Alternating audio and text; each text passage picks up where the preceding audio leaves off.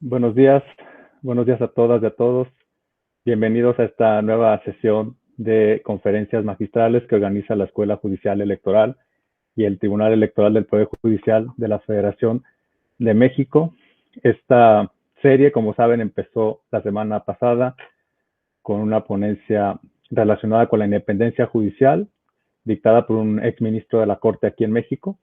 Y en esta ocasión tenemos el honor y el gusto que nos acompañe la doctora Monia Clarisa Genic Leal, de la Universidad de Santa Cruz do Sul, en Brasil, y para hablarnos de un tema que interesa muchísimo a la justicia electoral también, específicamente a temas que tienen que ver, por supuesto, con el sistema democrático, con los derechos fundamentales, y nos interesa muchísimo conocer el punto de vista de la doctora Genic, porque ella se ha desarrollado sobre todo en este tema en una sociedad que presenta particularidades que son de interés para México también, sobre todo por el contenido pluricultural que Brasil tiene y que ha tenido un desarrollo por sí mismo muy importante para América Latina.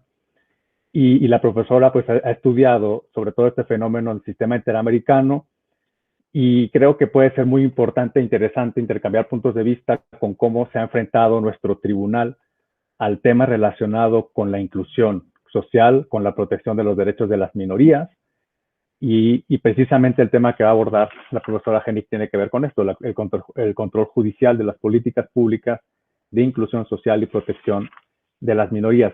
Quisiera presentarles a la doctora muy rápidamente para que todos tengamos una referencia mínima de su vida curricular. Pues no puedo leer, por supuesto, completo su perfil, pero sí algunos elementos que me gustaría mencionar. Es doctora en Derecho por la Universidad de Vale do Rio dos Sinos, que se encuentra, por supuesto, en el Río Grande do Sul, Brasil. Tiene doctorado por la Universidad de Heidelberg, Ruprecht Karls, en 2004. Es un programa compartido, me parece, con la Universidad de Heidelberg, en Ruprecht Karls, en 2007. Es catedrática de la Universidad de Santa Cruz do Sul, en posgrado, maestría y doctorado, autora de libros y artículos publicados en su país natal, en Brasil, pero también en Chile, en Perú, en Colombia, en Argentina y en Europa también, como Austria, Alemania, España y Portugal. Es coordinadora del programa de posgrado en Derecho de la maestría y doctorado de la Universidad de Santa Cruz do Sul, la UNISC, y es miembro del Consejo Superior y Comité Asesor del Área de Ciencias Humanas y Sociales de la Fundación BAPERX. También ha sido profesora invitada en la Ernst Moritz Art Universität Greifswald, en Alemania, investigadora invitada en la Ruprecht Karls Universität Heidelberg, también en Alemania, y en la Paris Lodron Universität Salzburg, en Austria, así como en la Pontificia Universidad Católica del Perú. Le faltaba México, o bueno, ha estado en México, hasta donde sé, Sí, sí, pero, sí, pero creo pero que en alguna ocasión. como invitada como para clases Exacto. japonés. Bueno, pues seguramente muy pronto también estará permanentemente como profesora invitada en México, esperemos. Por lo pronto la tenemos aquí nosotros en esta aula virtual y le cedo, por favor, el uso de la palabra. Adelante, profesor. Muy bien, muchas gracias. Buenos días entonces a todos y a todas. Un gusto compartir este momento de estudio, de reflexión con ustedes. Agradecer la muy amable invitación del profesor doctor Alfonso Herrera, un un gran investigador también con quien me encanta poder intercambiar las ideas y avanzar en los temas relacionados a la democracia, al Estado de Derecho, a los derechos fundamentales y la protección tan relevante para los temas relativos a la democracia. Y entonces voy a presentar aquí.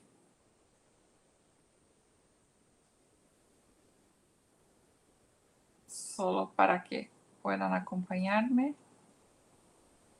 ¿Lo pueden ver? Sí, sí se ve. Bueno, Está entonces bien.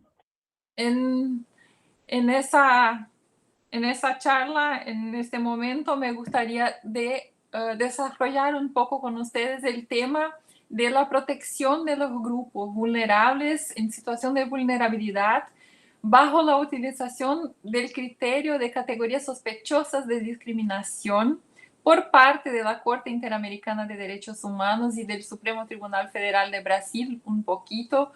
¿Por qué vamos a hablar del aspecto de las políticas públicas respecto a los grupos vulnerables y la necesidad de inclusión social?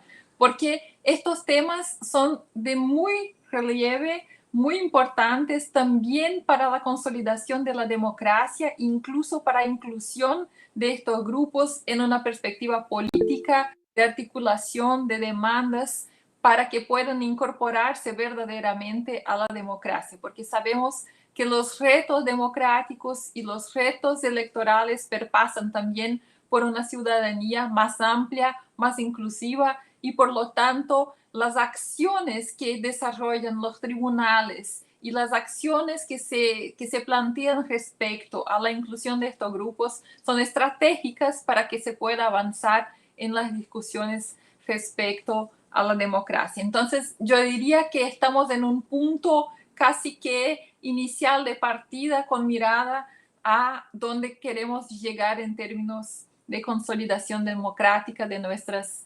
sociedades. Así que, entonces, la estructura, la idea de lo que me gustaría desarrollar con ustedes en este momento es, en un primer momento, hablar un poquito de lo que es la noción de categorías sospechosas de discriminación para que se pueda comprender un poco mejor de lo que estamos hablando. En un segundo momento, la evolución y la posición de la Corte Interamericana respecto al tema. Y al final, muy puntualmente, solo para hacer un contrapunto, la posición del Supremo Tribunal Federal de Brasil, cómo utiliza o no utiliza esa categoría, esa herramienta para la protección de los grupos vulnerables. Así que empezamos entonces hablando un poco más cerca de la noción de categorías sospechosas de discriminación, que es una idea que se plantea inicialmente por la Suprema Corte de Estados Unidos y está conectada con una presunción de inconstitucionalidad o de inconvencionalidad en razón de un alto grado de probabilidad de discriminación. O sea, de alguna manera, en razón de los preconceptos, de los estereotipos que están asociados a determinados grupos por cuestiones históricas, estructurales, por su conformación en la sociedad, es altamente probable que cualquier tratamiento diferenciado distinto respecto a estos grupos sea inconstitucional o inconvencional, que traiga una violación del derecho fundamental y humano a la igualdad.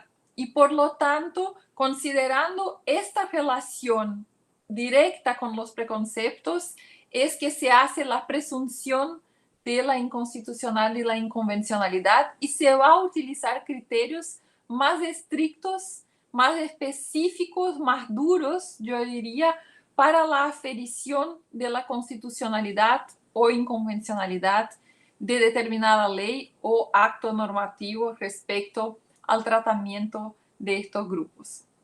Como he comentado, el origen del concepto está en una decisión de la Suprema Corte de Estados Unidos, el caso Iribayashi contra Estados Unidos de 43, que tenía relación con aspectos de tratamiento diferenciado de los japoneses en un periodo de invasión del puerto de Pearl Harbor. Entonces, había restricciones y algunas desventajas en relación a los japoneses, y la Suprema Corte, por lo tanto, ha construido, desarrollado esa noción de que se podría considerar que hay determinados grupos o determinadas situaciones que ponen en evidencia un aspecto más relevante de protección del derecho a la igualdad. Y ha reconocido entonces a lo largo del tiempo la identificación, ha construido categorías distintas, solo para que se tenga una idea un poco más amplia de la noción desarrollada por la Suprema Corte de Estados Unidos. Se ha identificado entonces ese trato distinto, esa protección diferenciada respecto a aspectos como raza, origen, religión y a los no ciudadanos, los así llamados aliens, que han sido incorporados más tarde en una decisión conocida como Graham contra Richardson en 71, con la observación de que los inmigrantes ilegales no son considerados parte de este grupo de protección especial, porque cuando hablamos de la protección especial en Estados Unidos estamos hablando de no ciudadanos, no de inmigrantes ilegales que son juzgados y analizados bajo un escrutinio racional, tradicional, un rational basis scrutiny. Algunos tópicos especiales, no en tanto, respecto a los inmigrantes ilegales, como la cuestión de la educación de los niños, eso sí reciben un escrutinio intermediario, como se ha decidido en el caso Plyer versus Doe en 82. Pero eso es solo para que tengamos la idea. Entonces vamos a tener 3 categorías en la perspectiva de la Suprema Corte norteamericana respecto a los criterios utilizados para aferición de la violación o no del derecho de igualdad. Sería el criterio de las clases casi sospechosas, que tienen una aplicación de un escrutinio intermediario, de una intensidad intermediaria de control de fiscalización, como por ejemplo el aspecto del género, de la protección de las situaciones de género, como se ha decidido en el caso Mississippi University for Women contra Hogan en 82. La orientación sexual, al contrario, no es reconocida, es importante manifestarse en este contexto, por la Suprema Corte como siendo objeto de un escrutinio intermediario. Tiene un escrutinio normal, básico, tradicional.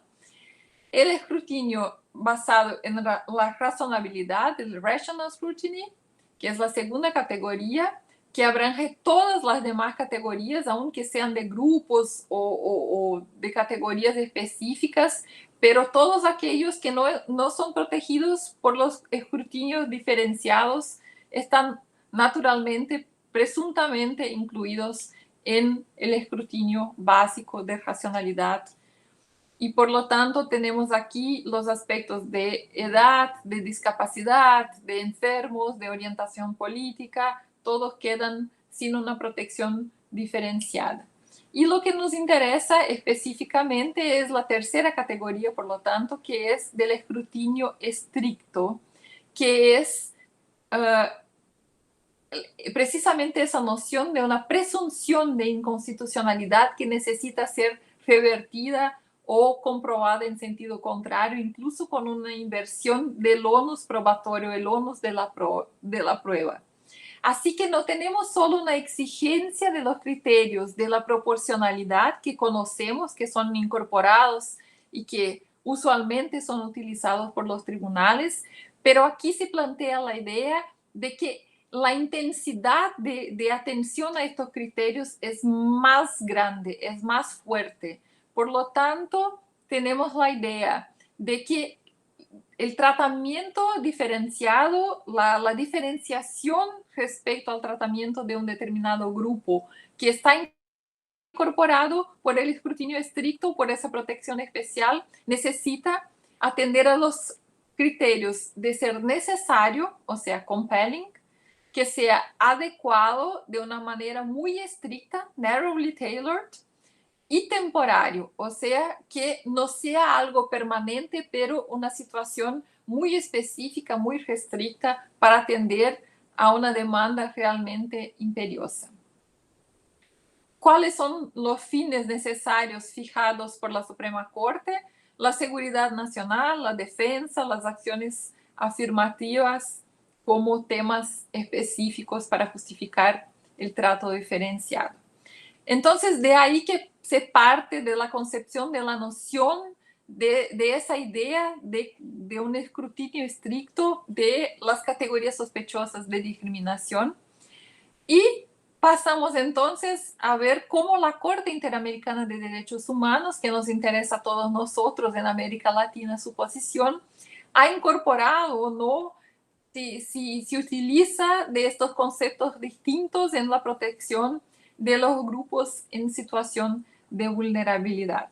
Así que, solo para contextualizar, tenemos en la Convención Americana de Derechos Humanos algunos dispositivos específicos respecto a la protección del derecho de igualdad, la no discriminación en el artículo 1.1, la igual protección por la ley en el artículo 24, que son los referenciales más importantes respecto al tema, y aún algunos dispositivos dispersos en el artículo 8.2, que habla de la libertad de expresión y la discriminación por medio de la libertad de expresión, y el artículo 13.5, que es relativo al debido proceso y la no vulneración de la igualdad en el ámbito procesal. Y importante para que tengamos la idea de lo que estamos hablando en la secuencia, voy a comentar con ustedes cómo se ha desarrollado esa perspectiva del artículo 1. La Convención Americana establece la no discriminación, la prohibición de discriminación por motivos expresamente de raza, color, sexo, idioma, religión, opiniones políticas o de cualquier otra índole, origen nacional o social, posición económica, nacimiento o cualquier otra condición social.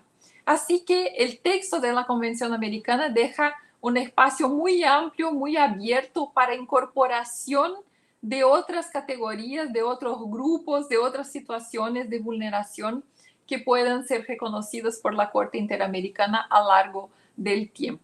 Y vamos a ver que es precisamente ese el camino, el íter que sigue la Corte Interamericana, incorporando y reconociendo cada vez más aspectos de nuevos grupos, aspectos que identifican la vulneración y que traen la necesidad de una especial protección, de una protección distinta y más acurada, más intensa.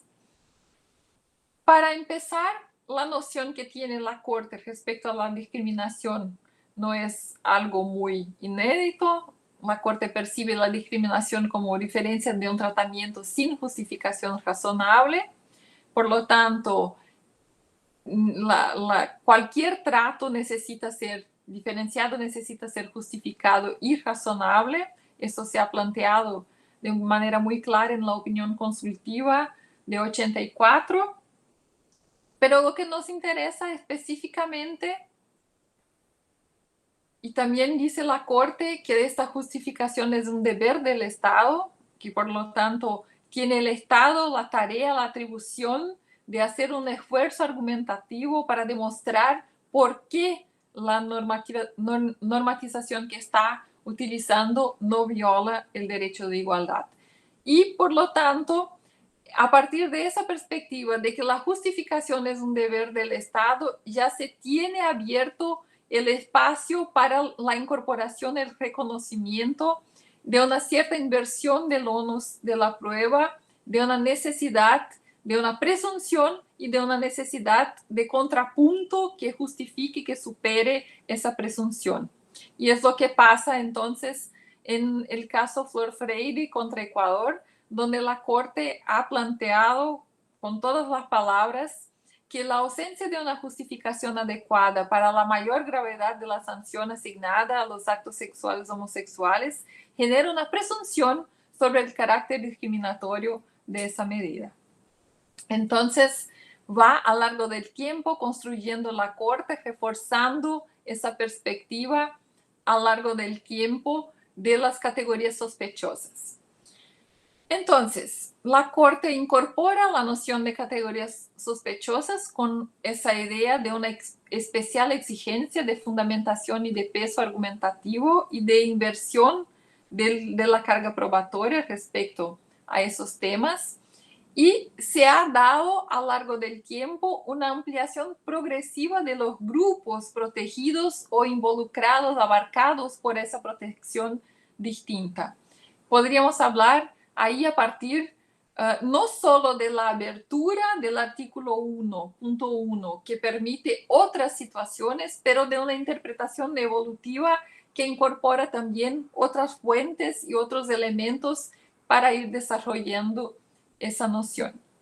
Así que la protección del artículo 1.1 bajo la cláusula de abertura de este dispositivo, la Corte Interamericana ha, a lo largo del tiempo, incorporado aspectos como la orientación sexual, que no está expresamente prevista en el texto del artículo 1.1, lo que ha pasado a partir del caso Atalafifo contra Chile de 2012.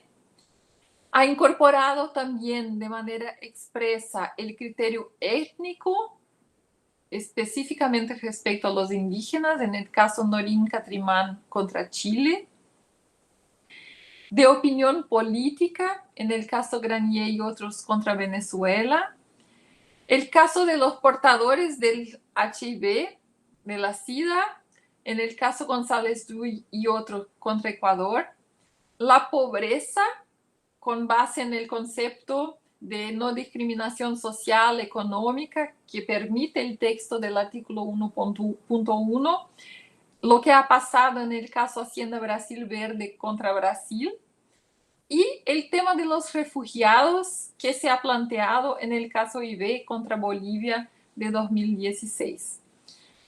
Esas son las incorporaciones que ha hecho la Corte específicamente utilizando, valiéndose de la abertura permitida, dejada por el artículo 1.1, cuando dice otras o cuando trabaja con un concepto abierto de distinciones económicas y sociales o cualquier otra. Pero podemos percibir también algunos casos de incorporación y de ampliación de esta protección que no hacen alusión específica al artículo 1.1 de la Convención, pero que han expandido la protección, como es el caso de los discapacitados, en una decisión del caso Jiménez López contra Brasil de 2006, el caso de los migrantes, en el caso Nadege Dorzema y otros contra República Dominicana, y también de los ancianos en el juzgado del caso Poblete Vilches contra Chile de 2018. Entonces, es fácil percibir cómo la Corte tiene esa tendencia de reconocimiento más amplio de la condición de vulnerabilidad y de la necesidad de una especial protección, de una protección de criterios distintos, más estrictos de protección. Entonces, respecto a las categorías sospechosas, por ejemplo, en el caso Atalafifo contra Chile, la Corte se ha utilizado del derecho internacional de los tratados para reforzar la expansión, para incluir el criterio de la orientación sexual en la perspectiva, en la abertura permitida por el texto de la norma del artículo 1.1. Y así la Corte va utilizando otros recursos, otros criterios. En el caso Norín Catrimán se evoluye en esa perspectiva. El caso Norín Catrimán dice respecto a la discriminación del pueblo mapuche en Chile, un preconcepto de la vinculación de los indígenas con grupos terroristas, que se han violado los aspectos todos de garantías procesales, del debido proceso, se han establecido sentencias de condenación penal. Y bueno, la Corte entonces ha reconocido el criterio étnico como un criterio prohibido de discriminación a partir del artículo 1.1, utilizando, para tanto, una serie de tratados internacionales que prohíben la discriminación étnica. O sea, por más que no haya una previsión expresa, ha construido, desarrollado su fundamentación con base en un corpus juris más amplio que el propio texto de la Convención Americana, que es otro aspecto, otra característica que tiene la Corte cuando habla de este corpus juris interamericano y de su propia competencia para ser el intérprete auténtico de todo este cuerpo, de todo ese complejo de tratados y de normas jurídicas de protección de los derechos humanos. Siempre utilizándose entonces de esa abertura, de esa norma de textura abierta que es el artículo 1.1. En la decisión del caso Granier y otros contra Venezuela, ya vamos a percibir una construcción interesante hacia la exigencia de una fundamentación más rigurosa, más intensa, más fuerte en lo que concierne a la discriminación. Ya sostenido entonces la Corte que la eventual restricción de un derecho exige una fundamentación rigurosa y de mucho peso, invirtiéndose además la carga de la prueba. Entonces, aquí se plantea de manera explícita, de manera formal, esa idea de una fundamentación rigurosa, de un criterio distinto, más estricto respecto a estos grupos, incluso el aspecto de la inversión del onus de la prueba, que es característico de la noción de la idea del concepto de las categorías sospechosas. En el caso González Luis versus Ecuador, también entonces se ha construido además la idea de un escrutinio estricto. Dice la Corte en el juzgado que la eventual restricción de un derecho exige una fundamentación rigurosa y de mucho peso. Reproduce entonces lo que había ya planteado, una argumentación exhaustiva. Y dice que la Corte utilizará el marco del juicio estricto de igualdad. Así que se va consolidando, se va firmando de manera más resistente, más articulada esa posición respecto a los grupos vulnerables y a esa necesidad de una protección especial. De lo que se extrae de los criterios fijados por la Corte Interamericana, el uso del principio de proporcionalidad, una diferenciación, la necesidad de que la diferenciación sea el único medio para obtener el fin deseado o necesidad imperiosa, lo que está en el párrafo 256 de la sentencia del caso González Luis contra Ecuador, y la exigencia de la argumentación exhaustiva por parte del Estado para justificar la distinción, que es lo que consta en el párrafo 257. Así que tenemos criterios distintos de la simple utilización de la proporcionalidad. No estamos hablando solamente de los subprincipios de la proporcionalidad, sino que de una lectura más estricta, más intensa respecto a forma como se plantea la utilización de estos criterios. Así que no estamos hablando de una proporcionalidad entre medios y fines, sino que de una necesidad imperiosa, de una efectiva necesidad que no haya otra alternativa que justifique o que, por la cual se pueda contemplar el tratamiento diferenciado. Además de la necesidad de una argumentación exhaustiva, no solo una justificación, sino que una argumentación exhaustiva. Creo que es fácil percibir cómo se avanza, cómo se exige algo más denso, más intenso en términos de justificación y por lo tanto el espacio para el control es más riguroso, es más intenso, hay más espacio para la actuación de los tribunales, de las cortes, y eso repercute naturalmente también en la posibilidad de control de las políticas públicas respecto a estos grupos que se quedan más importantes, más relevantes. En el caso Hacienda Brasil Verde contra Brasil, vamos a encontrar la incorporación del criterio de pobreza, como ya he comentado, de las personas en situación de vulnerabilidad, y en este sentido hace la Corte una manifestación específica aún de un otro aspecto importante que uno puede percibir en unas sentencias, en unos fallos en lo que concierne a los grupos en situación de vulnerabilidad, que es la idea de que no solo hay un escrutinio estricto, hay criterios más rigurosos respecto al control de convencionalidad y de constitucionalidad del trato diferenciado de estos grupos, pero de otro lado hay también una idea de especiales deberes de protección por parte del Estado, que está identificada con la noción de Schutzpflicht o el concepto de la teoría constitucional alemán de los deberes de protección del Estado, de las acciones positivas estructurales que tiene que hacer el Estado en el sentido de organizarse, de garantizar el pleno ejercicio, la fruición, la efectividad de los derechos fundamentales contenidos en el orden jurídico, no solo constitucional, porque estamos hablando ahora de un orden multinivel de protección de derechos, por lo tanto, no solo de los derechos fundamentales, pero también de los derechos humanos.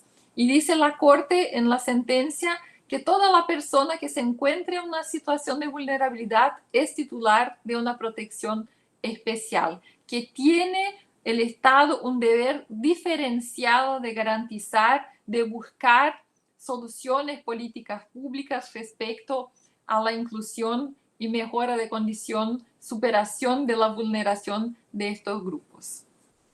Entonces, habla la Corte de la necesidad de adopción de medidas específicas por parte del Estado para combatir la discriminación. No se trata solo de la perspectiva negativa de no discriminar, sino que una acción, un movimiento de prestación de organización del Estado para combatir y superar el histórico de discriminación a que esos grupos están sometidos.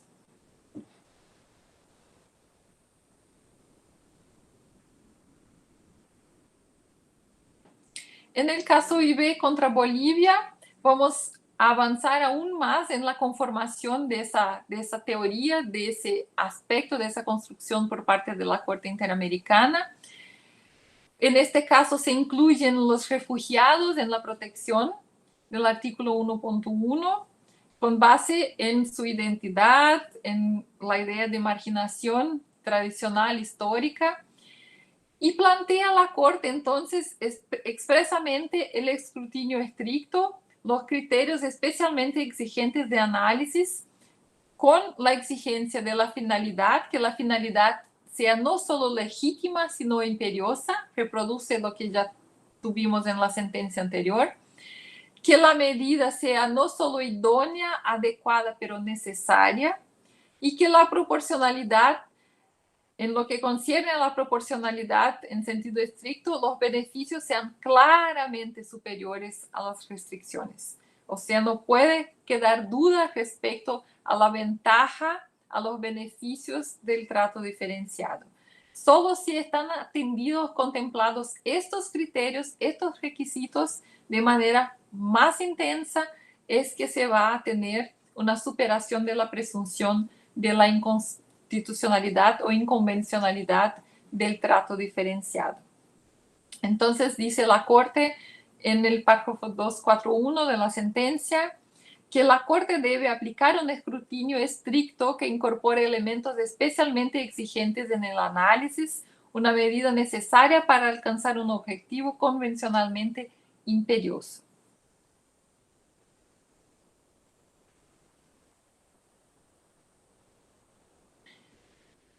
Así que a lo largo del tiempo, la Corte fue construyendo, consolidando esa noción de categoría sospechosa, de escrutinio estricto, aun que lo haga de manera distinta un poco de la Corte Suprema de Estados Unidos, porque reconoce una igual protección a todos los grupos, no hace la diferenciación, no hace escrutinio intermediario o básico o estricto. Todos los grupos vulnerables son incorporados en esa noción de escrutinio estricto.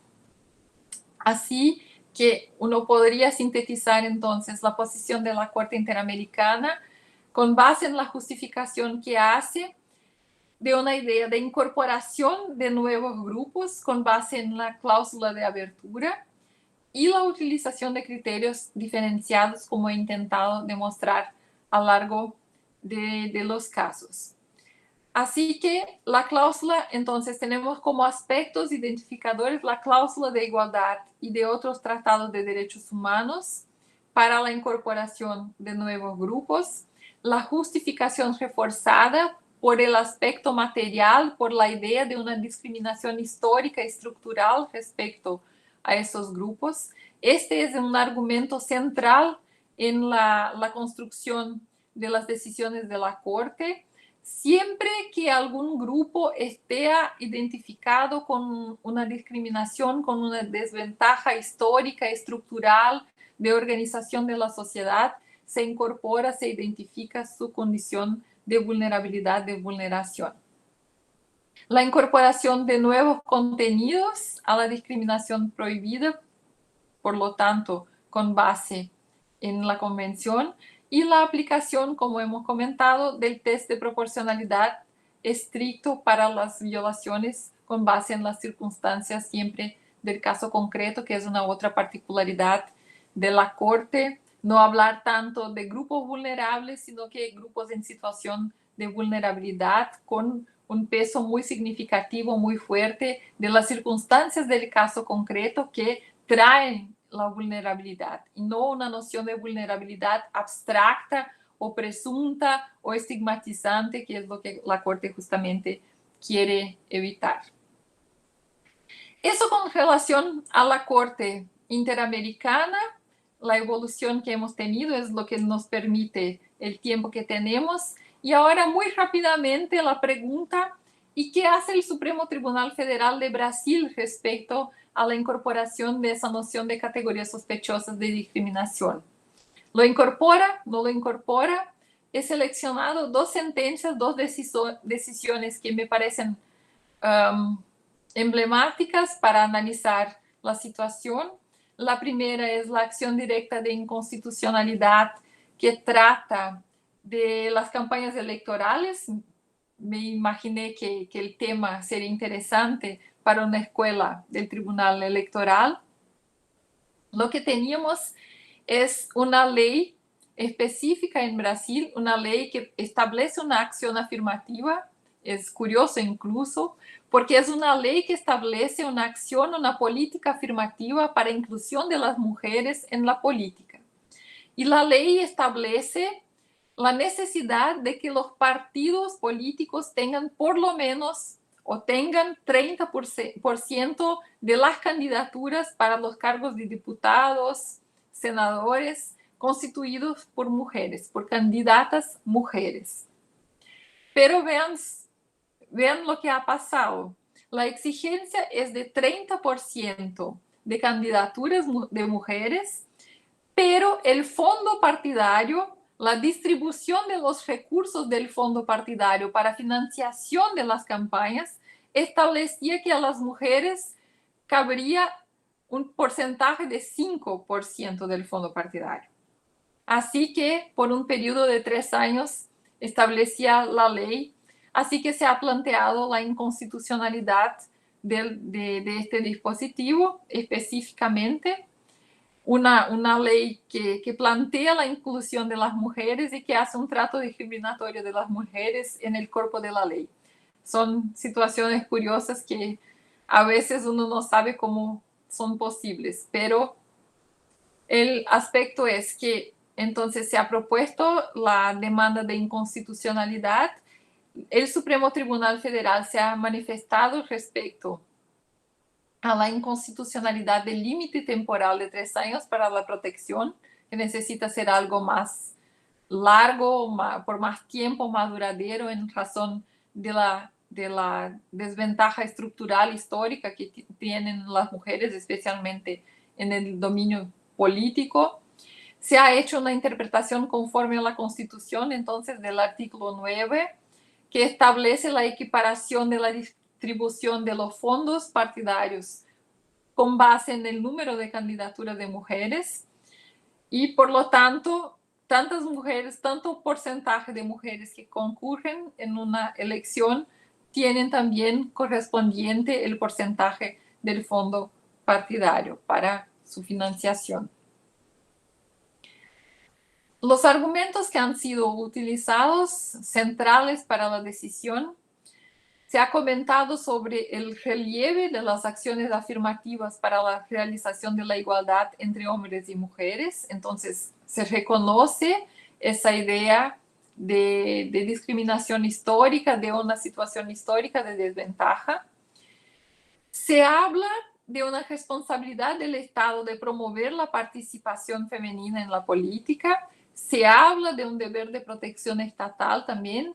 Se transfiere al Estado la responsabilidad de desarrollar acciones para la incorporación, la inclusión de las mujeres y superación de esa desigualdad. Se habla de una desigualdad estructural, incluso incorporando la idea de una prohibición de protección insuficiente, que necesita ser la protección prestada por el Estado para la inclusión de las mujeres, necesita ser suficiente, no puede ser deficitaria.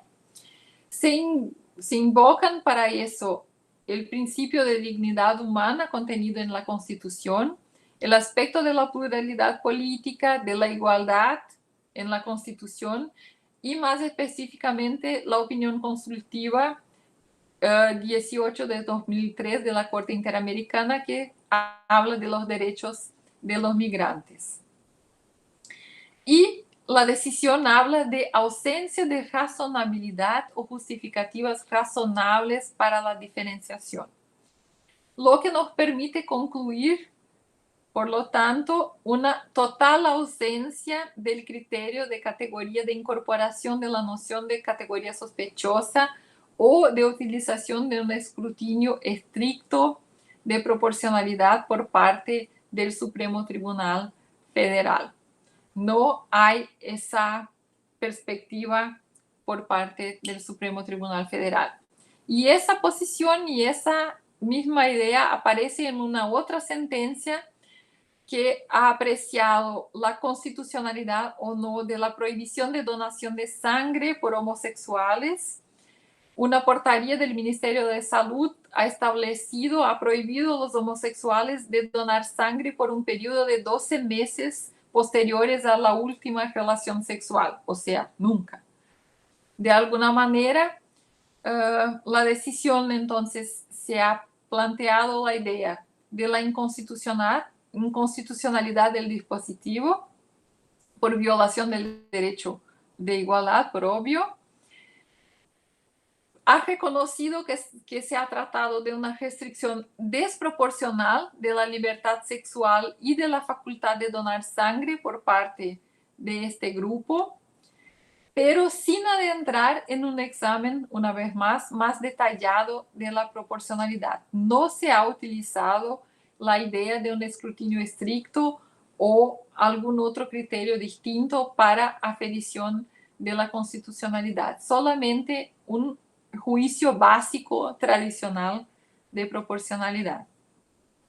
Los fundamentos para la decisión han sido especialmente que la ley, la portaría del Ministerio de Salud se ha basado en una noción de un grupo de riesgo fundado exclusivamente en la orientación sexual y no en una idea de comportamiento de riesgo, y por lo tanto esa estigmatización tendría un carácter discriminatorio, y que es desproporcional el plazo de 12 meses para prohibición de la donación de sangre, porque con la evolución de la medicina, la ventana inmunológica, que se dice, es de 15 días, o sea, el periodo de incubación del virus, donde no se puede percibir y que podría restringir o colocar bajo sospecha la donación de sangre, sería de 15 días. Después de esos 15 días, los exámenes de sangre son capaces de identificar la presencia del virus y por lo tanto detenerse una transfusión de sangre segura y tranquila. Así que los 12 meses no tendrían ningún sentido con base en los avances de la medicina. Así que la decisión fue por la violación del derecho de igualdad aunque no de forma intencional respecto a los homosexuales. Una vez más, entonces, se puede concluir que el Supremo Tribunal Federal no se utiliza de la categoría sospechosa de discriminación y de la noción de escrutinio estricto.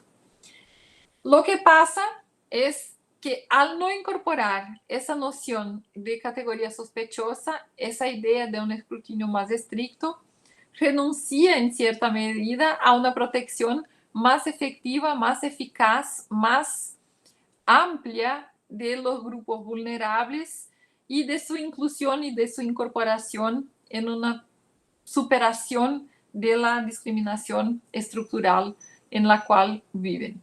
Y la adopción de este concepto, de esa categoría sospechosa, podría ser algo muy natural, tomándose en cuenta la posición de la Corte Interamericana, la idea del diálogo jurisprudencial, la propia vinculación, la eficacia erga omnes que tiene la fundamentación de las sentencias de la Corte Interamericana, que tiene efecto erga omnes para los estados, aun que no sean directamente parte en el caso. Así que verdaderamente me parece que el Supremo Tribunal Federal pierde mucho espacio, deja de ejercer de manera adecuada o de la manera que podría ejercer su tarea y su competencia en el sentido de la fiscalización de la legislación de las políticas de inclusión de los grupos vulnerables. Conclusiones para resumir lo que intentamos demostrar y que hemos hablado aquí, es que la Corte Interamericana incorpora la noción de categorías sospechosas, incorpora la idea de escrutinio estricto de proporcionalidad, aunque no tenga categorías o niveles definidos y distintos de escrutinio, como hace la Corte Suprema de Estados Unidos, tiene una perspectiva de escrutinio estricto respecto a todos los que considera como grupos vulnerables, pasibles de discriminación estructural e histórica. Y que la Corte ha hecho una interpretación evolutiva de expansión de la noción de los grupos en situación de vulnerabilidad y de lo que sean los grupos que se incluyen en las categorías sospechosas. El Supremo Tribunal Federal, como hemos visto, no incorpora de forma expresa la idea de categoría sospechosa, tampoco de grupos vulnerables, aunque por veces haga mención a la idea de una discriminación, reconozca la discriminación estructural e histórica. El Supremo Tribunal Federal tiene un acento más fuerte, pone más peso en el aspecto del deber de protección estatal, de la noción de Schutzpflicht, así que reconoce de forma más intensa, más fuerte, la necesidad de un refuerzo de la acción del Estado, del deber del Estado, de crear acciones positivas de inclusión de estos grupos. O sea, el Supremo Tribunal Federal reconoce la desventaja histórica, reconoce la deficiencia, pero transfiere en cierta medida más para los poderes competentes, el legislador más precisamente, y las políticas públicas, la tarea de inclusión, de incorporación, y no asume para sí, en su tarea de control, de fiscalización, la utilización de un criterio más estricto para apreciación de la constitucionalidad o convencionalidad de estas políticas y de estas normas, utilizando, por lo tanto, un criterio tradicional, normal, básico de proporcionalidad, sin inversión de la carga de la prueba, sin justificación más rigurosa. Así que serían esas las consideraciones que tendría para compartir con ustedes en este momento. Agradezco muchísimo la atención y quedo abierta ahí a los comentarios para que podamos seguir. Muchas gracias. Al contrario, muchas gracias. Muchas gracias, Mónica, por tu excelente, yo diría extraordinaria exposición. Y en efecto, creo que el objetivo se cumplió porque nos has dado un buen repaso de cómo comprender justamente la categoría sospechosa y que es un concepto que nuestro constitucionalismo mexicano pues también ha introducido, creo que sobre todo en la jurisprudencia de nuestra Suprema Corte, más que de nuestro Tribunal Electoral, pero que tenemos muchas coincidencias en cuanto a las aproximaciones metodológicas, probablemente con los que nos has explicado en este momento. Pues si nos permiten, la verdad es que tenemos poquito tiempo de lo programado, pero les quería pedir su autorización para ver si tenemos unos 10 minutitos más para poder hacer algunas preguntas. Entonces, primero quisiera dar la palabra aquí al aula virtual. Tengo 2 preguntas ya por fuera, pero quisiera dar la palabra antes a quienes están aquí. Si les gustaría hacer alguna pregunta, por favor, es el momento. ¿Nadie? Bueno, voy a hacer las preguntas que llegaron por redes. Yo también tenía otras, pero voy a dejarlas para después. Nos preguntan, o te preguntan, Monia, si se puede afirmar que la apertura a nuevos grupos podría significar, en otra perspectiva, la configuración de nuevos derechos humanos, o si estos derechos humanos se podrían entender incluso como nuevos principios de derecho. Esa es una primera. Y la segunda, quizá podemos juntarlas, es si sería posible que en Brasil, que en ese sistema de cuotas 70-30, se presente una lista de candidaturas integradas solo por mujeres. Pues esta cuestión que fue declarada por el Tribunal Europeo de Derechos Humanos, nos dice la doctora Wendy Jarquín, como violación a la Convención Europea en el caso Garachico contra España. Esas serían las 2 primeras preguntas.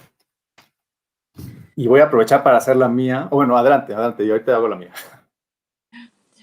Bueno, yo no hablaría tanto de nuevos derechos humanos, pero especialmente me parece importante la definición y el contorno, el significado, aunque sea simbólico, para más allá del aspecto concreto de los criterios distintos de aferición de la constitucionalidad y de la convencionalidad, pero me parece que lo más importante no es reconocer derechos específicos a estos grupos, pero incluir los grupos en la perspectiva de destinatarios, verdaderos destinatarios de los derechos que tenemos, pero bajo una condición especial de atención, de necesidad de incorporación. Entonces, creo que se trata más de una perspectiva de incorporación de los sujetos, de la perspectiva de los sujetos, de quien hablamos como destinatarios de los derechos humanos y fundamentales, que propiamente de contenido de los derechos fundamentales. Entonces, creo que esa sería la cuestión. Porque, de alguna manera, la interpretación expansiva, la expansión que ha hecho la Corte Interamericana, está toda basada en el aspecto de la discriminación y del derecho de igualdad, solo abarcando distintas situaciones, los aspectos concretos, las circunstancias fácticas que están involucradas, pero el cierne, el centro del debate sigue siendo la noción de igualdad y la noción de dignidad humana de la cual decurren las construcciones hechas por la Corte Interamericana. Y respecto a las candidaturas exclusivamente de mujeres, no sé si he comprendido bien la pregunta, si se podría tener una lista solo de mujeres, de candidatas a mujeres. Esa es la pregunta. Creo que establecerse algo de esa naturaleza por ley sería una violación del derecho de igualdad, al contrario. Sería un poco difícil, aunque he considerado muy curioso lo que ha pasado en Chile con la constituyente, con la asamblea, que se ha planteado una composición paritaria de la asamblea constituyente con vistas a la garantía de la paridad de género, teniendo en cuenta la idea de incorporación de protección de las mujeres. Y lo que ha pasado es que se han elegido más mujeres que hombres, y a fines de cuentas la garantía de paridad de género en la constituyente ha beneficiado a los hombres. Entonces, puede ocurrir que lleguemos un día a una situación como esa, pero en Brasil la legislación aún es muy deficitaria, incluso en términos concretos, porque hemos tenido muchos casos, esos 30% son de alguna manera una ficción, porque los partidos políticos tienen las listas con el porcentaje de mujeres, con el número necesario, pero muchas candidaturas que son candidaturas fake, que algunas mujeres que ni siquiera tienen conocimiento de que su nombre está en la lista para concurrir. Y peor que eso, los hombres o los candidatos tradicionales se apropian incluso de los fondos partidarios de las mujeres, que son las naranjas, para utilizarlos en su campaña electoral. Entonces, si logramos avanzar para que se cumplan de manera más efectiva y más concreta las protecciones y las garantías, si llegamos a los 50%, ya sería una gran situación, una gran conquista. Ni siquiera plantearía la idea de una dictadura de mujeres. Es curioso, Monia, porque acá en México se acaba de alcanzar el 50% y 50% en la integración de Cámara de Diputados, la federal, y eso ha sido un gran acontecimiento para nuestro sistema político, por supuesto, pero en donde lo más importante tuvo que ver el reajuste que hizo el Tribunal Electoral en un análisis de la representación proporcional en un asunto reciente aquí. Y bueno, eso claro que nos congratula muchísimo a quienes hemos analizado, bueno, a quienes han analizado el tema, sobre todo de la discriminación estructural, y que en este momento histórico pues sí se consiguió. En México, claro, esto ayudó mucho porque hubo una reforma también reciente en la Constitución mexicana. Algunas reformas son ciertamente necesarias y esta fue justo introduciendo el principio de paridad de género en la integración de los órganos. Entonces, creo que puede ser ahí algo de interés también. Bueno, vamos, ya llegamos al final, pero bueno, no sé si tienen una pregunta aquí en el aula. Si no, yo quisiera formular una pregunta que tiene que ver con la técnica un poco.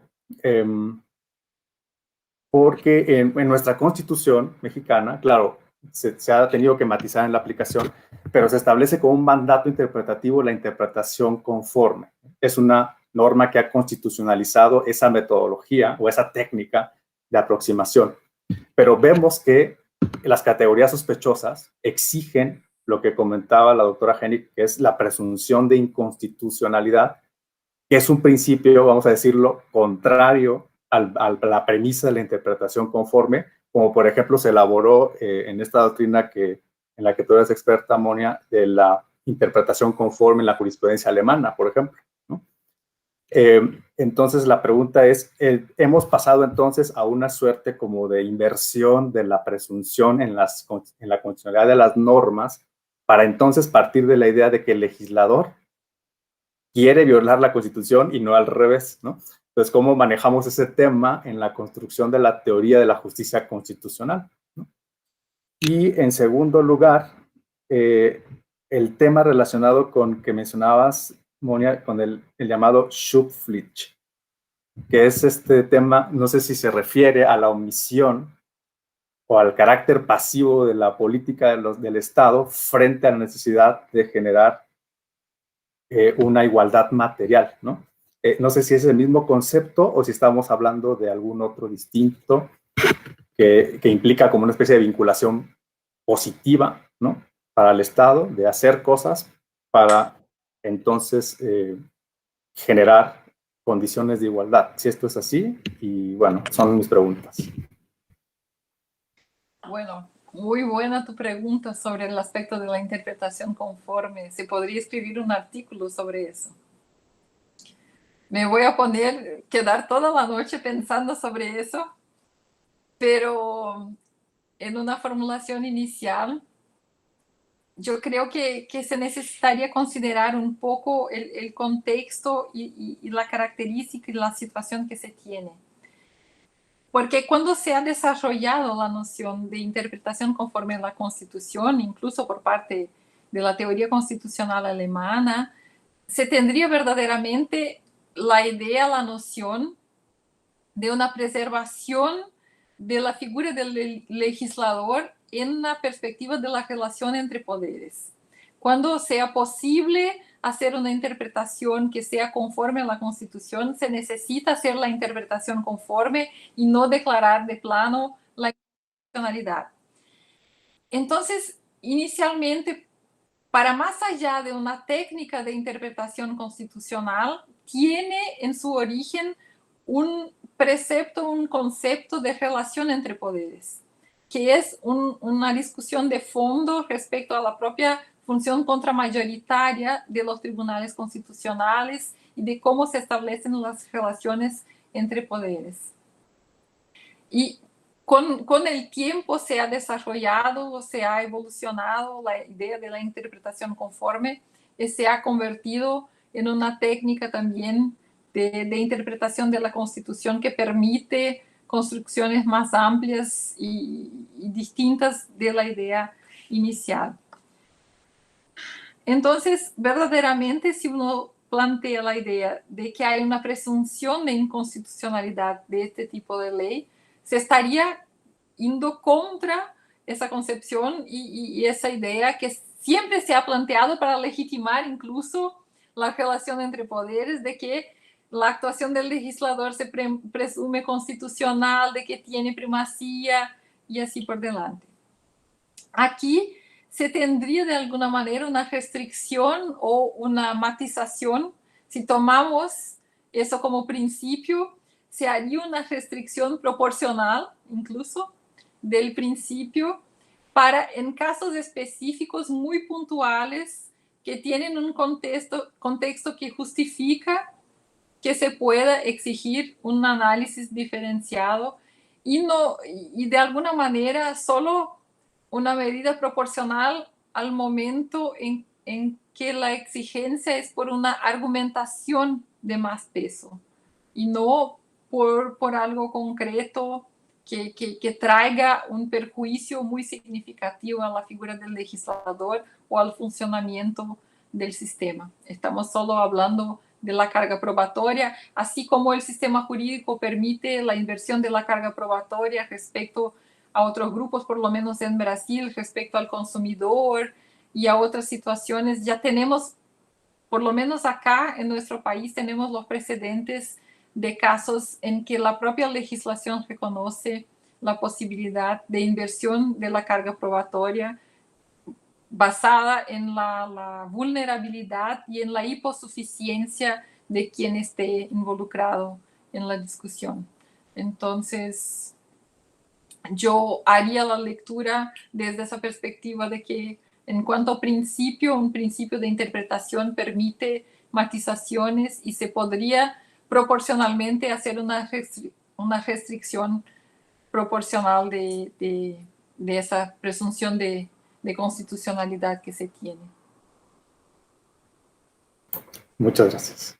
Pero podemos hablar sobre eso. Claro que sí. Claro que sí, seguramente vamos a seguir abordando sobre esos temas. Y bueno, pues muchísimas gracias por nuevamente por haber estado con nosotros. Sí, adelante. Contestarse sobre la Schutzpflicht. Sí. Voy a intentar ser rápida. La idea de Schutzpflicht, de deber de protección estatal, está vinculada al reconocimiento de la dimensión objetiva de los derechos fundamentales, lo que ha planteado el Tribunal Constitucional Alemán en una decisión del año 58, una decisión conocida como caso Lüth, que ha sido emblemático en la jurisprudencia inicial. El Tribunal Constitucional Alemán fue creado después de la Segunda Guerra Mundial, ha empezado a funcionar en 51, entonces es una formulación casi que embrionaria de lo que va a identificar su jurisprudencia de consolidación de los derechos fundamentales en la secuencia. Y en este caso Lüth, el tribunal ha reconocido la idea de dimensión objetiva de los derechos fundamentales, ha basado la idea de un orden objetivo de valores, que es un concepto que se puede contestar y cuestionar, pero ha construido la idea de que los derechos fundamentales no son dotados solo de una dimensión subjetiva de su titular contra el Estado, pero también de una dimensión objetiva que implica en directivas e impulsos para todos los poderes del Estado, vinculando a todos los poderes las instancias del Estado. Y en este sentido, el Estado y un autor alemán llamado Kalis va a desarrollar la noción de deber de protección estatal y decir que en este sentido el Estado tiene el deber de organizarse, de estructurarse, de adecuarse, de crear las condiciones para la adecuada y suficiente fruición de los derechos fundamentales. Y de ahí resultan los conceptos de prohibición de exceso, o sea, el Estado no puede restringir demasiadamente un derecho fundamental, y se hace conexión con la teoría de los límites del núcleo esencial de los derechos fundamentales. Y en otro sentido, en una perspectiva más positiva, no se hablando aquí de derecho a prestación, pero de una dimensión objetiva de los derechos, de una idea de estructuración de organización, una prohibición de protección insuficiente o deficiente, que cuando el Estado establece la protección de los derechos debe hacerlo de manera suficiente. Entonces, no tiene una relación específica con los derechos negativos y positivos, con el contenido del derecho, sino que con la función de los derechos. Porque tanto los derechos negativos tienen la dimensión subjetiva y objetiva e imponen también acciones por parte del Estado. Un poco en ese sentido, pero hace la idea de deber de protección, hace un refuerzo del deber de actuación del Estado, de creación de leyes, de creación de políticas públicas, de creación de estructuras, de adecuación, de organizarse, de pautarse la vida en sociedad con base en los derechos humanos y fundamentales. Que creo es una categoría que la jurisprudencia electoral sí ha utilizado, es decir, que sí ha tenido que utilizar para afrontar, por ejemplo, la discriminación por cuestiones de nacionalidad, ¿no? Donde la Sala Superior ha tenido criterios recientes. Pues muchísimas gracias. La verdad es que me había faltado un agradecimiento a la doctora Hennig, que es que haya expuesto en nuestro idioma, es decir, que nos haya expuesto en español y con tan claro español. Ella es, no sé cuántos idiomas habla, pero bueno, qué bueno, que muchas gracias por eso, por prestarnos ese acceso, digamos, a esta información. Pues muchas gracias otra vez a la doctora Hennig por su presencia, muchas gracias a todas, a todos ustedes por su atención, y esperamos entonces poder seguir estas reflexiones con la doctora Hennig y también en nuestras propias conferencias magistrales que vienen próximamente. Les agradecemos su atención y que pasen todos y todas un muy buen día. Muchas gracias, encantada por estar con ustedes. Muchas gracias, que estén muy bien.